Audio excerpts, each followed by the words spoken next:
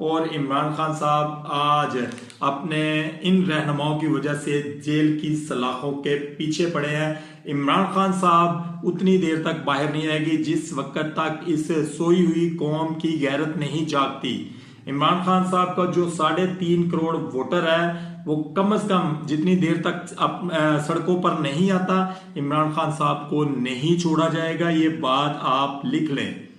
दूसरा हाल एक ही सिर्फ यही है कि इमरान खान साहब कोई डील करके बाहर आ जाए जैसे इन लोगों ने डील की है, लेकिन इमरान खान साहब ने इसके ऊपर साफ जवाब दिया हुआ है कि इमरान खान साहब मरना पसंद करेंगे, ना वो एस्टेब्लिशमेंट के साथ कोई डील करेंगे और ना ही वो कोई डील मौजूदा गवर्नमेंट के साथ करेंगे।